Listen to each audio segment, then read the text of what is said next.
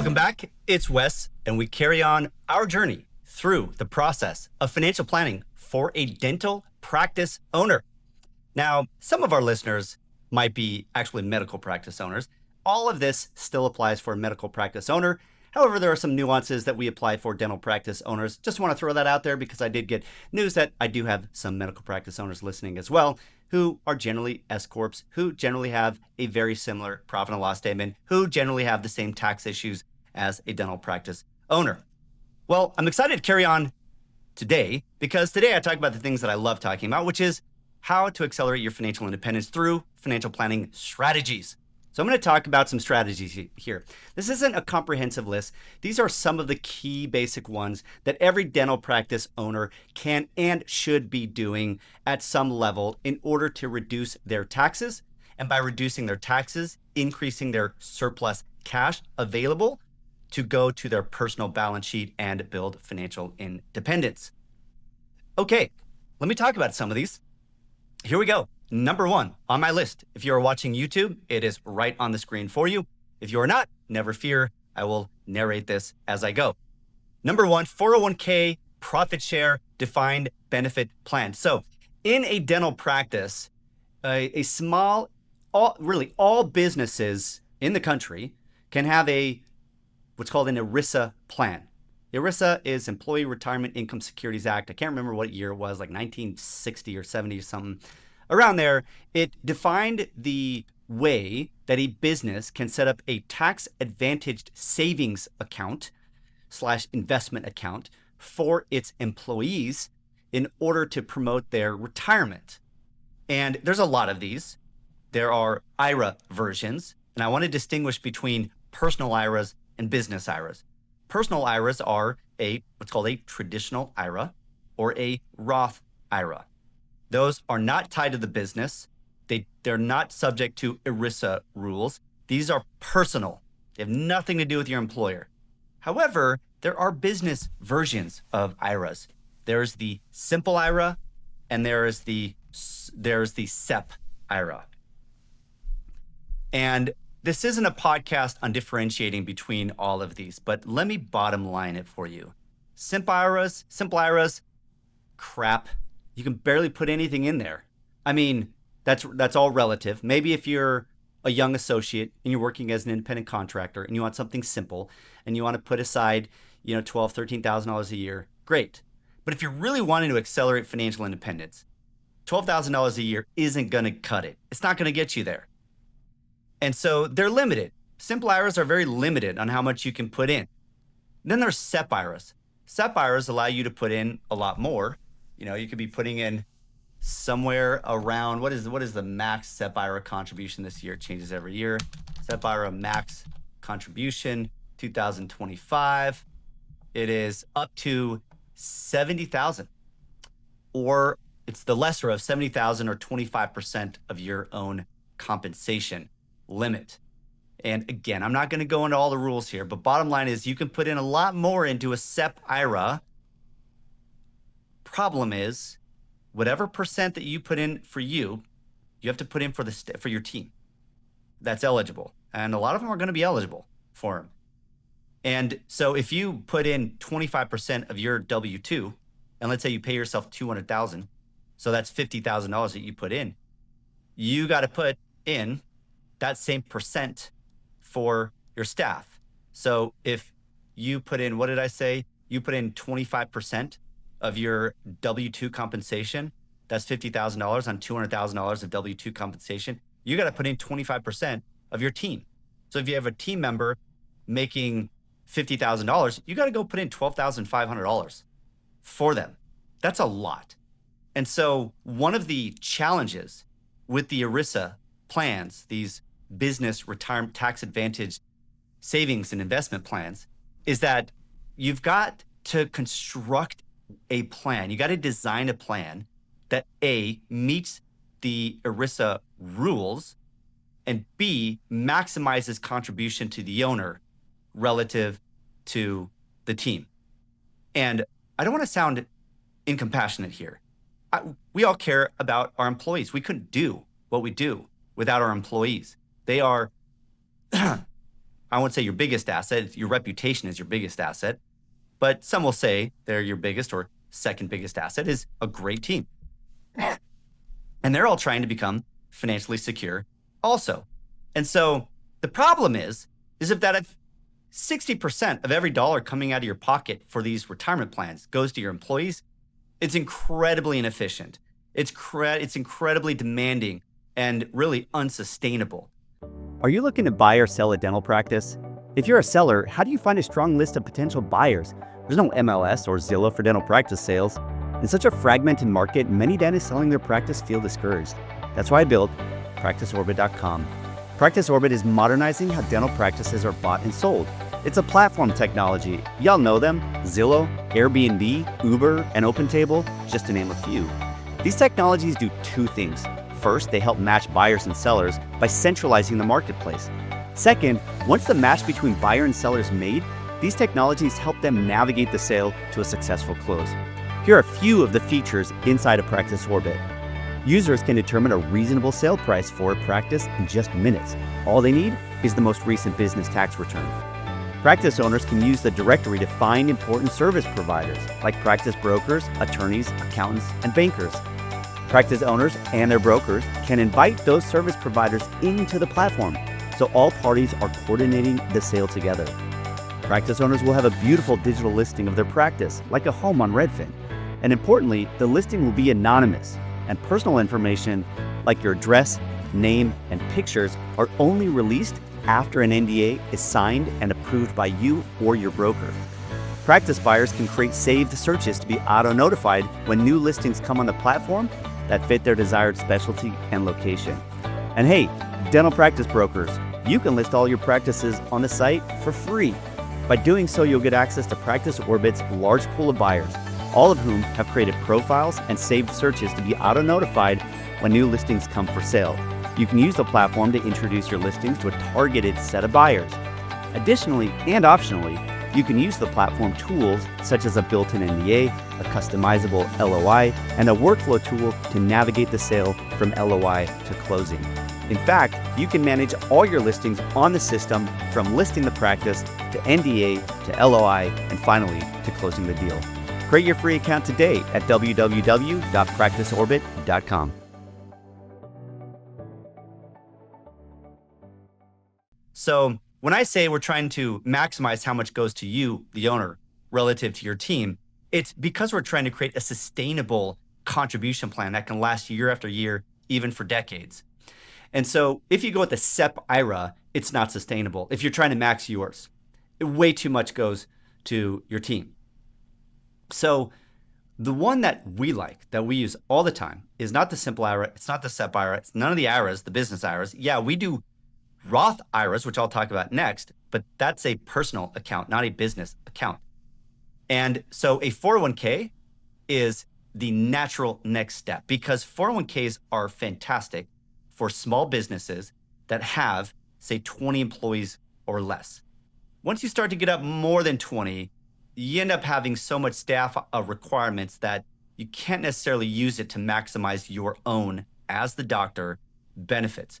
But if you've got 10, 12, 15 employees, or the less the better from a ratio standpoint in terms of how much goes to you and how much goes to the team, this is phenomenal. For most of our doctors, we're able to max their contribution, which is, if you're under 50, it's somewhere around $70,000. If you're over 50, it ends up being roughly closer to 80. And that changes every year, so I'm just sort of giving some benchmarks right now. In order for you to get that, you have to contribute to your team at some level. What we like to see is at least 70% of the money out of your business checking account going into the 401k plan for you and your team.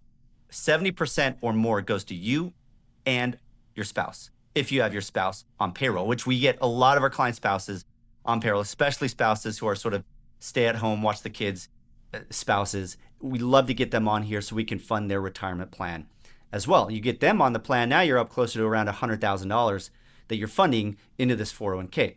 However, you've got to do it. You got to do it for your team as well.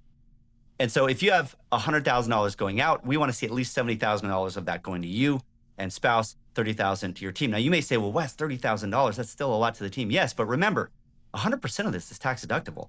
So that $100,000 is probably going to save you $30,000 to $40,000 in taxes, depending on your tax rate and what state you are in. So in many ways, the amount of money you save in taxes alone covers the staff costs. Now you have $70,000, $80,000, $100,000 into your own 401k that's going to grow tax deferred for a long time. It is a great strategy. Now, these 401k plans do come with administrative costs, and they're a bit layered, and they can have a bad reputation for the amount of cost, historically speaking. One of the things that a good financial advisor will do, and this is what we try to do for our clients, is try to minimize those expenses. Those expenses include the record keeper. That might be Fidelity or Vanguard or Schwab, whoever's sort of holding these accounts for your employees to log in, make their selection of investments, yada, yada. That's called a record keeper. Then you have the third-party administrator who does the testing at the end of the year to make sure it's compliant with those ERISA laws. And sometimes the record keeper will have a baked-in third-party administrator to do the testing, and sometimes they don't. But the record keeper might be keeping 0.25% of the balance in the account, or maybe it's a fixed amount of a couple thousand every quarter. And then the TPA usually charges for a standard 401k somewhere around $2,000 a year. And then they will charge periodic updates when laws change. And then if you move into a bigger bucket, so once you've maxed your 401k and inside of your 401k, when I said you can do 70,000, that's when you layer on this element of the 401k called a profit share component to the 401k. It's called a safe harbor profit share. Once you layer that on, that's how you get up to $70,000, $80,000, $100,000 in your 401k for you and your spouse.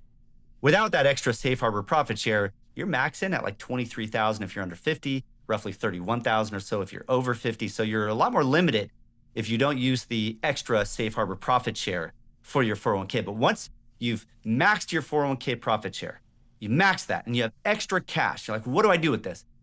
If you are a little bit older than your staff, if ideally you're about 10 years older than your average staff age, and maybe your debt's paid off in your practice and you're cash flowing really well, now you can move into a defined benefit plan where you can put $200,000, $300,000, $400,000 a year into this thing for a good period of time before it caps out.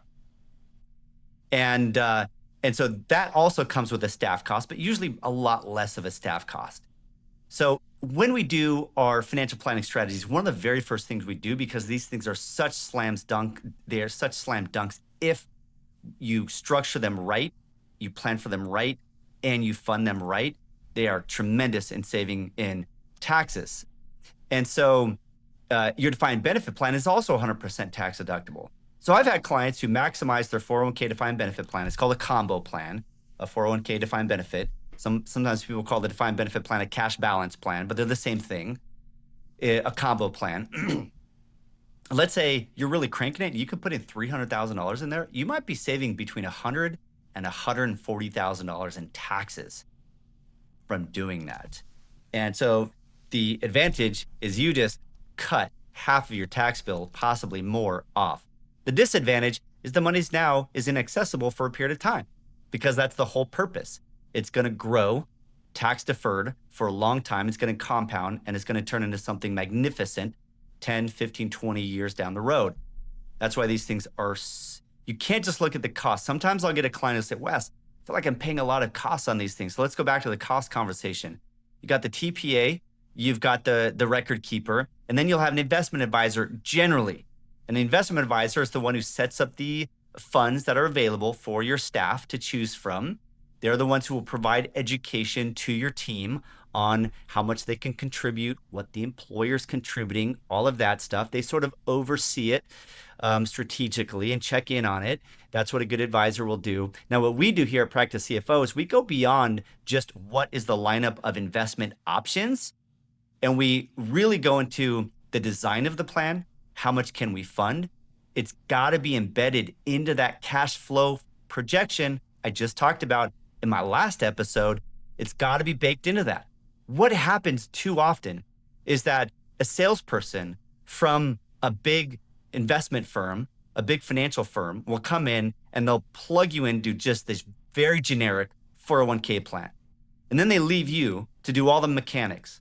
You got to get it all set up in payroll, Every payroll, you have to what's called process the contributions by making sure the deductions get remitted over to the investment company. You've got to, at the end of the year, do the census. You've got to work with your TPA for testing. You've got to decide how much am I going to fund as the employer contribution, all that stuff. You're left to do that yourself. And guess what happens so much?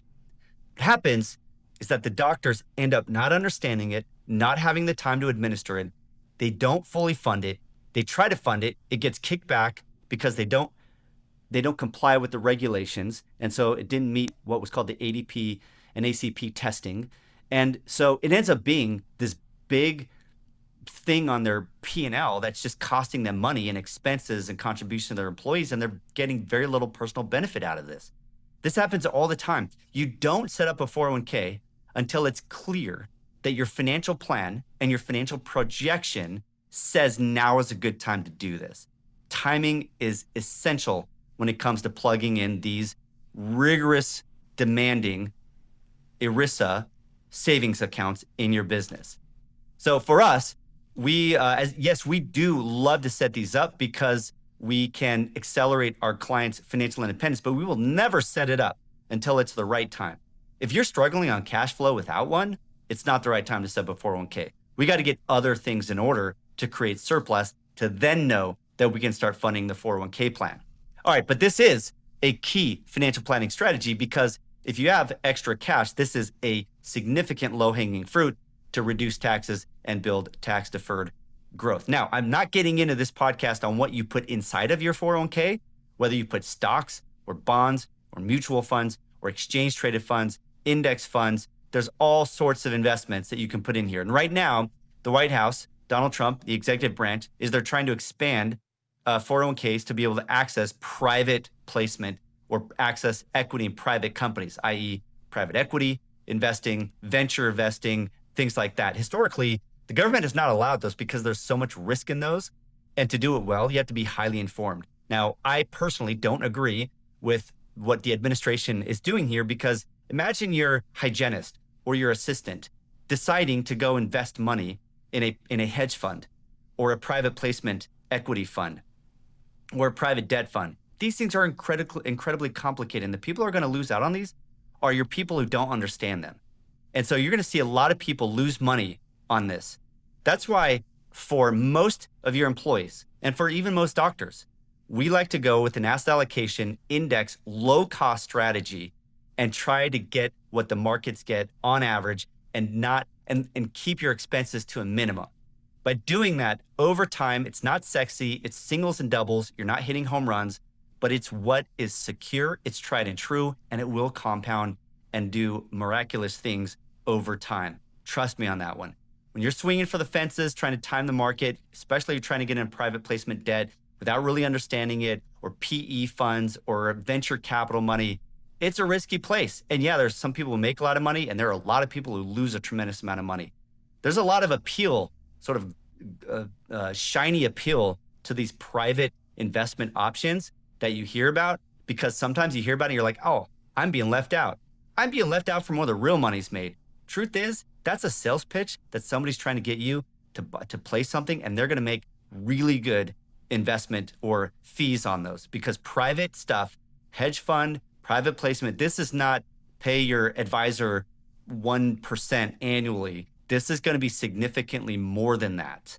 And it's like goes into a black box. You don't get regular reporting on it. You don't know what its current value is, and it's not terribly liquid. You can't get out of it easily either. So I've gone off a little bit of a tangent, as I'm known to do, on what goes in these 401k profit share defined benefit plans. You really want to keep these to safe vanilla index funds allocated across blue chip companies, international companies, emerging market companies, maybe some bond index funds, maybe some inflation protected stuff, but pretty much your basic asset allocated portfolio structure there. Okay. That's 401k profit share defined benefit plan. Oh, one more comment I will say on the defined benefit plan. The defined benefit plan, I should do a whole podcast series on this because it's such an amazing tool when managed right. The defined benefit plan is defining how much benefit you're going to pay to your employees when they retire. Now, the reality is whenever somebody leaves your company, or when you do actually retire, everybody takes the option to roll it out and put it in an IRA account. you're not actually paying a benefit. Like my dad, he worked for the city of Santa Clarita, and now he gets paid every month from the city a pension plan of, I don't know, $3,000, $4,000, $5,000 a month till he dies. That's a true pension plan. You are not going to pay that, even though this is a pension plan, because your document will basically make your employees roll their funds out into an IRA account, just like a 401k, no different. But because it's defining a benefit, if the market drops by 80% in some horrible depression scenario, you're going to have to go in and you're going to have to fill up that defined benefit plan again, which means you may have to go drop in 500,000, 800,000, $1 million into that thing all of the sudden in order to get it back up, because it has to maintain a certain level to meet those future payout demands. That's why it's called a defined benefit, as opposed to a 401k, which is a defined contribution plan. The 401k simply defines how much you're putting in now, and it's nobody's obligation to make sure it reaches a certain balance later. That's the employee's responsibility to invest it well. But a defined benefit plan, which is 100% an owner contribution, employees don't put anything in there. The employer has to make sure that it's funded at a certain level to meet those future demands. And so if the market tanks, you got to go drop in more money in that defined benefit plan to refill that tank. And so if it's otherwise it's called underfunded, and you can't be underfunded in the defined benefit plan. That's why in the defined benefit plans, we're doing heavy bonds, heavy fixed income. We're not, this is like we're going for a 4 to 6% rate of return. We're not going for a 7 to 10% rate of return. So if the S&P fell 70%, you might only fall 30%, and you're probably not underfunded at that point. You're probably still fine. So these defined benefit plans need to be invested very, very uniquely because of the nature of those accounts. Okay, that is number one, 401k, profit share, defined benefit plans. Let's go on to number two, financial planning strategies. Number two, financial planning strategies. Hold on one sec. Let me get my bearings here. Okay. Roth conversions. Roth conversions are phenomenal. I do it. While most of our clients do it. Most of our clients make too much money to be able to fund a Roth. A Roth is you pay taxes now, it goes in there, and then it grows tax free.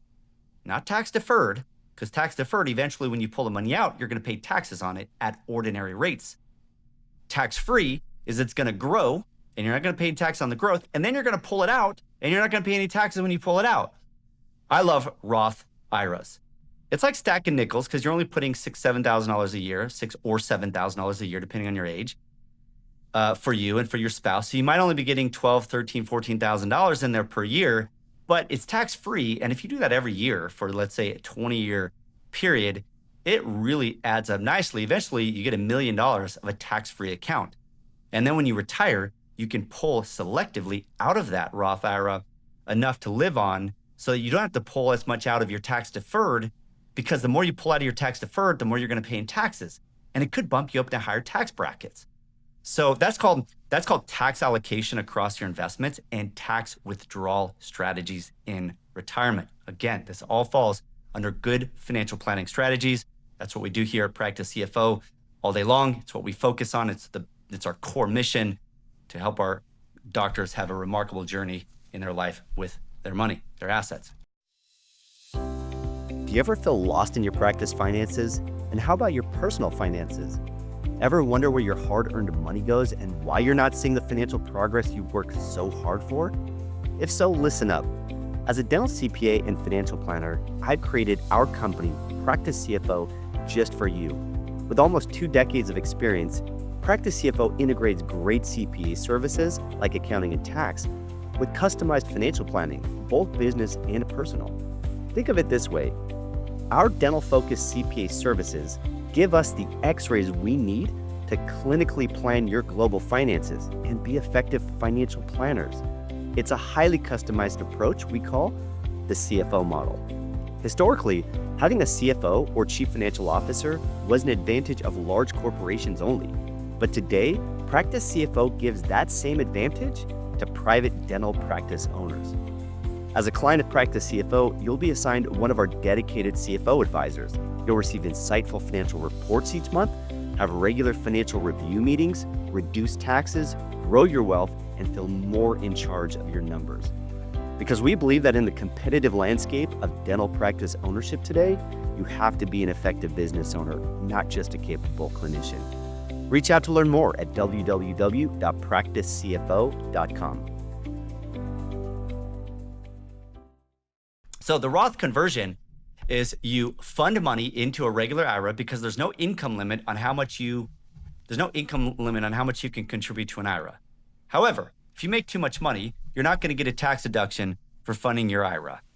And so you put in what's called after-tax money into your IRA. And then from there, you immediately, within minutes, convert it over into the Roth IRA. So it goes into the IRA, then it opens up a back door from the IRA, and it sort of leaves the back patio, takes a few, walks a few steps, turns, goes up the back patio of the Roth IRA and goes in the back door of the Roth IRA. It's like your neighbor. You got your back door, go through the fence, go into the back door of your neighbor's house. It is a backdoor conversion. You went through the front door of your house, out the back door of your house, and then into the back door of your neighbor's house. Same thing here. You go into the IRA, then you leave the IRA on the backside, and you come into the backside of the Roth IRA because you can't go into the front side of the IRA.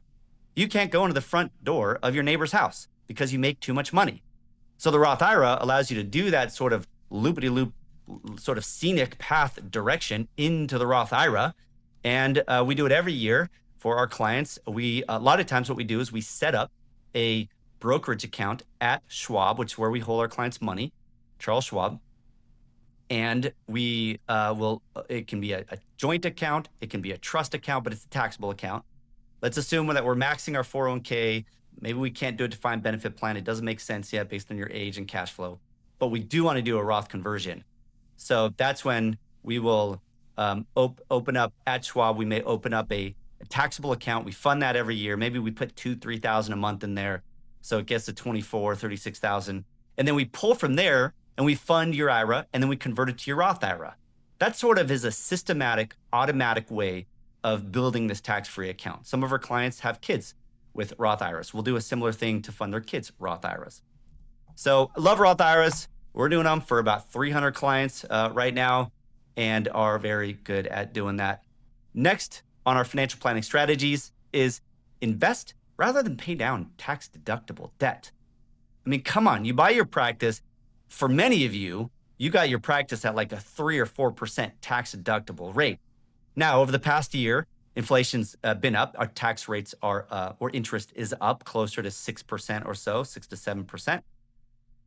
And that could be going up more. We will see depending on what happens with inflation. But we're getting back to what historical norms are, which is banks make money not off 3 or 4%. They make money off of 6, 7, 8%. Return for a standard business loan for a healthy borrower. And so let's say you're at 5 or 6%, and let's say you're in the 40% combined marginal tax rate. If your loan is at 6% and you're going to get a tax deduction on that at 40%, that's 2.4% off the 6.4%. So that's 3.6% is your actual rate of return that you're getting by paying off that 6% rate, because you're already getting a tax deduction on that 6% because it's a business debt. And so what is the after-tax rate that you're paying on that debt is 3.6%. So are you happy with the 3.6% rate of return or return on investment? Maybe you're happy with that, but historically markets have given a lot more than that. Now, right now, as we speak, 2025, stocks are valued at close to 2 standard deviations above their historical averages, which means relative to history, I'm not going to say relative to the future because history doesn't necessarily perpetuate into the future. It often does and usually does, but relative to history, stock valuations are exceptionally high right now. Exceptionally high right now. So are you going to get 10% over the next 3, 4, 5, 7 years? I don't know. Maybe not. Maybe paying off the debt and getting a 3.6% fixed guaranteed predictable rate of return makes you feel better.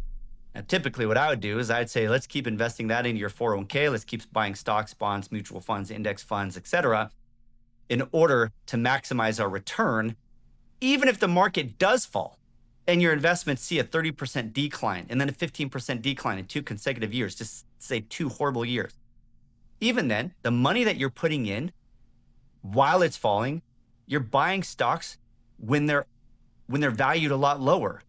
And the whole concept of buy low, sell high is not easy because you got to buy when it's falling. That's like the only way, unless you buy a startup company that just goes public and you bought it early on, then you buy low, sell high. But generally speaking, if you want to buy low, sell high, you got to buy it while it's falling because good luck predicting exactly when it hits bottom. So that's why buy low, sell high is really hard because you got to buy it when your emotions are screaming at you not to do it. And so let's say you have this debt and you can get a 3.6% guaranteed rate of return by paying off extra debt payments. Great. Or the market's falling, you could take that extra money and put it buying these stocks as they're falling because you're probably getting a better deal. And as you watch the rest of your stock value just plummet, just remember, if you're not pulling it out right now, that's fine because you own the same number of shares. And so when it comes back, it's gonna come back in spades and you'll enjoy that full rise. I wouldn't be terribly concerned about seeing a decline in your assets when you're in the accumulation years of your 30s, 40s, and 50s. As you get closer to retirement, you want to move into less volatile stuff, for sure. Okay, so I like to invest rather than pay down good debt. Now, if you have bad debt, if you got a line of credit that's at 8, 9, 10%, if you have credit card debt, if you have a shark loan, if you got a high interest car loan, wherever you have high interest debt, especially debt on things that are consumer items that, in other words, lose value, you want to pay that off pretty quickly. And in some cases, I may even have you pay that off before funding a 401k or a Roth IRA. But a lot of times I want to get that tax deduction first where we can get it. So number 3 is invest rather than pay down debt. And really number 4, which isn't on here, but would be pay down bad debt. Pay down bad debt. That should definitely be a top priority here. All right, let's go on to the next financial planning strategy, your home office. Now, a lot of CPAs don't like their clients to do this. I love my clients to do it. Never been an issue with an audit as long as you're following the rules. And the rules are that you got to use a portion of your home regularly and exclusively for your business. Now, what I like to call it is your administrative place of business. It's where you do your admin work.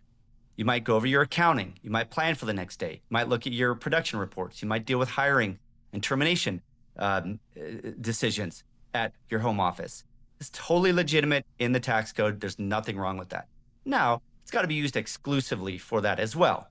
Now, is the IRS going to come and see a baby toy in the corner and they're going to say, no, it's not used exclusively for business? That's why you maybe got to be careful. But what I might do is get everything set up so it obviously looks like business, take a picture, keep it on file.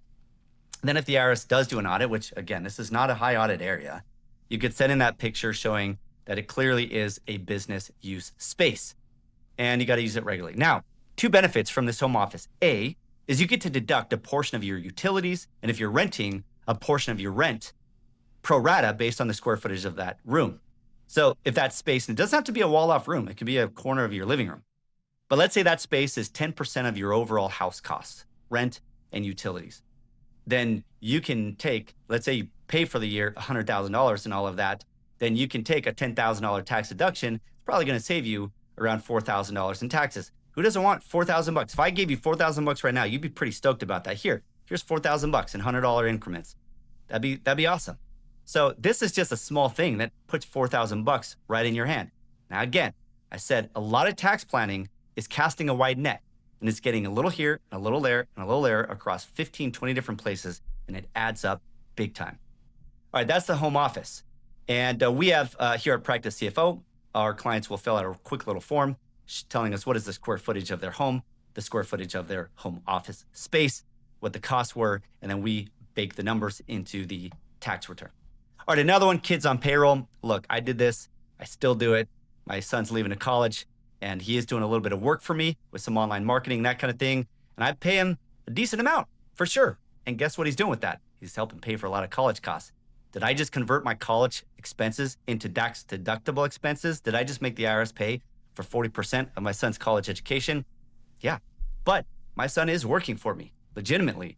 And the IRS can't tell me exactly how much I pay him. I mean, it does need to be reasonable, but you can get pretty high. For somebody who's doing online marketing, managing social media, stuff like that, maybe even help me prep for some of my meetings, he legitimately is helping out. He's got his own practice CFO email. He's got access to all of our tools in order to do his work. I actually have a job profile for him. Now, is he getting paid exceptionally well for the amount of work he does? Absolutely. Am I toeing the line? Absolutely. Am I crossing the line? I don't think so. But again, good tax planning, there's no other way to mitigate the massive friction of taxes than to toe that line and to know the tax code on all of these different areas and to maximize your tax deduction on them.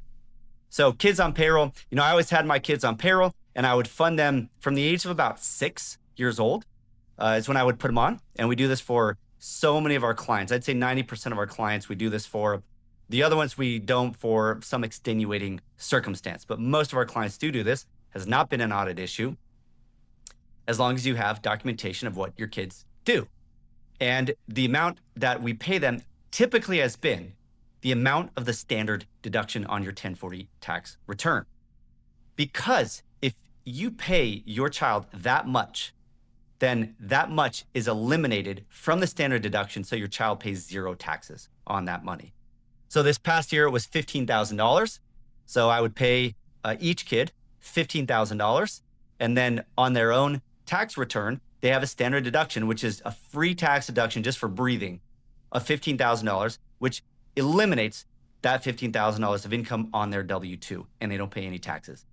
Now, they may pay some FICA tax, Social Security and Medicare, and they may pay a little bit of state tax. But all in, we've run the numbers. Depending on the state, it varies. If you're in a state that doesn't have state income tax, you don't get as much benefit from this. But depending on your state, you're going to save somewhere around, on the low end, let's say $1,500 per child. And on the high end, close to around $3,000 per child. So if you have 3 kids on there, you're probably going to get somewhere around $5,000 to $9,000 of tax savings for those 3 kids on payroll for the year.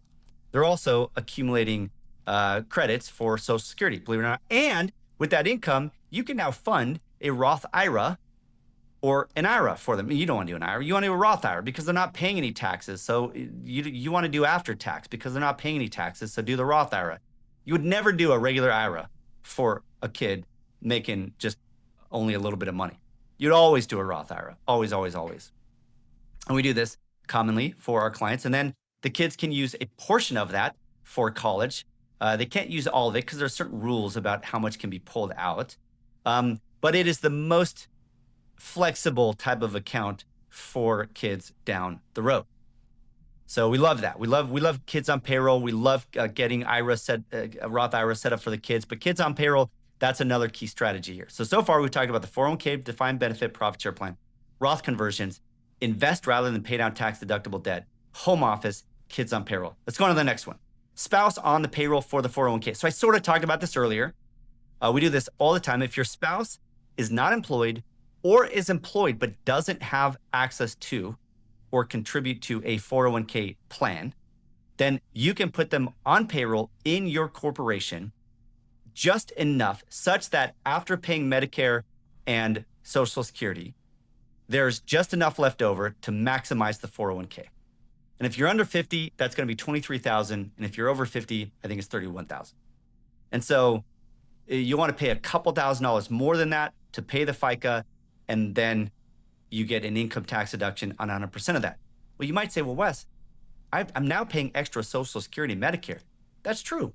And it's probably at about 12% of whatever you pay them. So if you pay your spouse $30,000, you're going to pay them 12% of that $30,000, which is going to be like $3,500 plus or minus.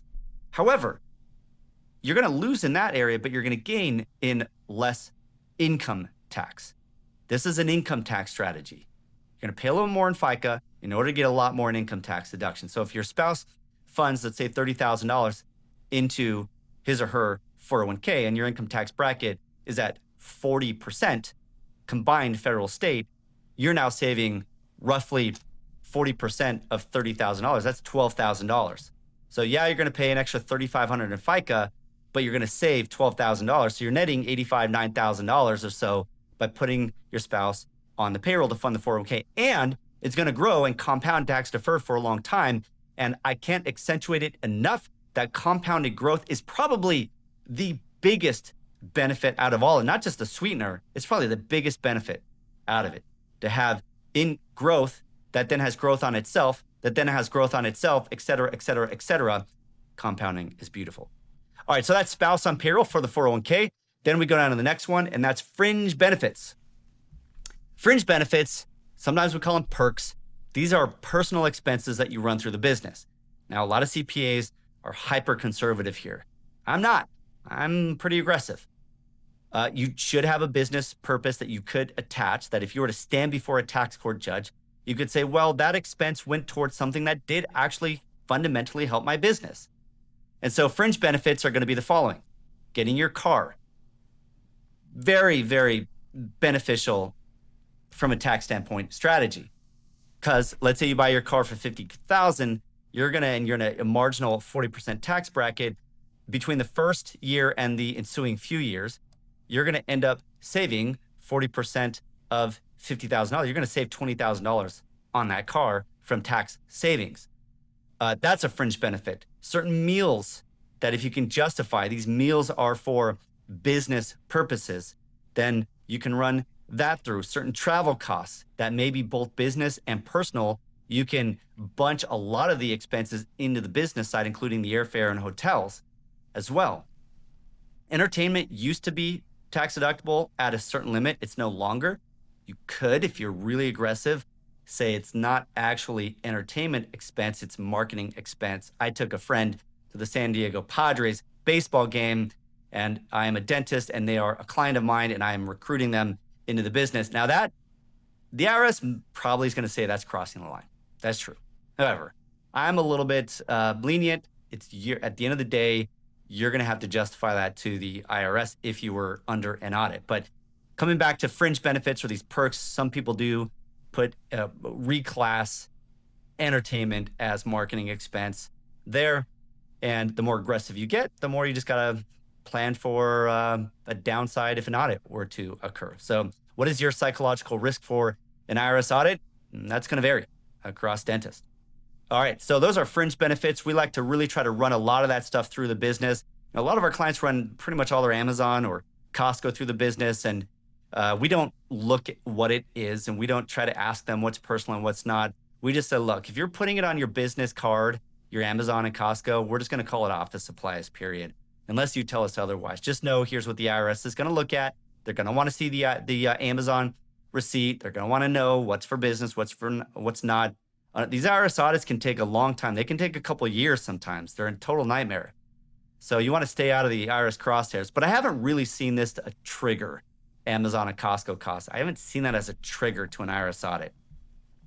The biggest thing for an IRS audit, really the only case that we've been subject to that, is when a doctor has insufficiently low wages, especially when they have zero wages. You want to avoid that for S corporation owners. All right, the next one is the pass-through entity tax. I did a whole episode on this. This is absolutely fundamental, critical. I can't put enough big words to emphasize how important this one is. If you are in a state that has a high state tax like California or New York or other states, the Trump tax code of 2017 no longer allowed you to deduct those state tax payment, income tax payments on your 1040 Schedule A right next to your home mortgage interest and charitable contributions. You can deduct up to $10,000, but that goes toward your property taxes, which leaves you nothing essentially by way of getting a deduction for your state taxes. And so that was a big loss for a lot of blue states. That was a big loss. And if you're in a state that has no state income tax, like Texas, Washington, Florida, Alaska, this is irrelevant. Fast forward, you don't need this. But if you're in California or another state that has, let's say, 4% plus state income tax, this becomes very relevant, because what the state did is they said, hey, guess what? You can pay your personal state income tax through your business. This is only for business owners, through your business, and deduct it like you're paying Henry Schein or Patterson or any other vendor, and you get 100% tax deduction on that. So it's paying your state taxes through your entity and passing through the deduction. That's why it's called the pass-through entity tax, or PTE tax. And each state has a sort of specific term. In California, it's called AB 150. But you miss that and you're in those states, you're leaving $10,000, $15,000, $20,000 on the table plus. And it's so discouraging when I see a prospective client come in, let's say they're in California and their prior CPA didn't have them make their state income tax through their entity and they missed out. And that loss right there pays for our fees almost entirely. And so I had a client who I was trying to, a prospective client who was sort of on the fence. Do they want to move to the CFO model, which is our model? We do cost more. I've stated it over and over and over again. The CFO model is going to maximize your cash flow, tax deductions, and wealth accumulation. It pays for itself so many times over when you have a well-coordinated financial ecosystem in and outside of your practice. Now, this particular prospective client, I could not get her to sign. She's like, I'm paying my bookkeeper $150 a month. And I can't compete with that's like less than Walmart. I can't compete with that. You're not going to get a CFO model, and we're not in the business of just dishing out a QuickBooks financial statements every month. We're in the business of wealth accumulation. It's very different. But on her tax return, she would have saved $20,000 by doing PTE, and she didn't have the advice and lost that every year for like 3 years. And I'm thinking that alone right there pays for so much of our fee, and still couldn't get this client. The weirdest thing. So she basically took that nugget, I'm sure went back to her CPA, who finally gave her instructions to do it. And she did, and at least hopefully is not losing out on that $20,000 a month. All right, so the PTE, very, very important. Just ask, if you're not sure, just ask your CPA, say, hey, does our state have PTE? And am I making my state income tax payment through my corporation to satisfy the PTE requirements? What are the specific instructions for that? Okay, the next strategy for financial planning strategies, simply, this is so simple, just raise your fees. Too many dentists don't do that, and they're thinking, well, why should I do that? Because I'm a PPO provider and I'm going to be subject to what the reimbursement rates are anyways. Well, it's important that they know what your fees are so that if everybody reported their fees and raised their fees on a regular basis, they would have to raise their reimbursement, one would think or hope, over time. So it's a data point for the PPOs to know where their reimbursement levels can or should be at. That's number one. But number two, a lot of times they raise their level, and PPO may raise their reimbursement level above what your stated UCR is. So just make sure you're raising those fees. And then, of course, your patients who are out of network, or maybe your fee-for-service practice, just raise your fees. This is so important. A lot of times you're like, okay, what's the point in raising my fees 2 to 3%? You know, my patients are going to know, yada, yada. I get that. And you're going to say it's not that big of a deal. Well, guess what? It becomes a huge deal when you go 5, 6, 7, 8 years without raising your fees, because now all of your costs have gone up by 30% and you're still collecting the same amount from your patients. And that is a recipe for financial disaster. So every year you need to be raising it at least with inflation. I say you should be doing it somewhere between 2 to 4%. Now, you can do a one-time fee analysis. And if you're a client of Practice CFO, we can do this for you. We get your UCR, we run it through a database that we pay for, and it will tell you by zip code where you line up in all of your UCR codes relative to the 50th percentile, the 80th percentile, the 90th percentile. Where do you line up? And then from there, you can go through a UCR adjustment plan, and then every year, just staying up there. You want to be probably around the top 80 percentile. And if you are regularly increasing it by a little bit, truth is patients don't really notice when you raise it 2, 3%. And you need to do it because you're going to be giving raises, and all of your supply costs and your vendor costs are all going to be going up 2, 3, 4%. So you need to be doing the same thing. Raise your fees. All right, the next one is transition to fee for service. I've done a number of podcasts on this, and this has to be done in a very intelligent, systematic way. And for some people, it's maybe even not the right plan. You transition to fee for service, you can do a third of the treatment and make more money. Meaning you could work, I don't know, a day and a half and take home the same amount of money as if you worked 4 days under a PPO plan, because most of your costs are fixed. Remember the episode we did a few episodes back on break evens? Most of your costs are fixed. 80% of your costs are fixed. And so if instead of getting $700 for a crown, you get $1,700 for a crown, you just quadrupled or more what is your net profit on that one crown. If you want to understand the economics, go back and let's search up the economics of PPO in a business, in a dental practice, and learn more there. But if you can brand your practice as a premium brand, as the best clinical provider, the one who gets smiles the best, the one who fixes teeth the least pain, just the best clinical provider, the branding of your company, your reputation. Remember I said your greatest asset is your reputation? That's your greatest asset. Why? Because if you have that level of reputation and you can do fee for service, you're pulling the best paying patients. And if you can do fee for service, you will have a much more balanced life with a really strong income.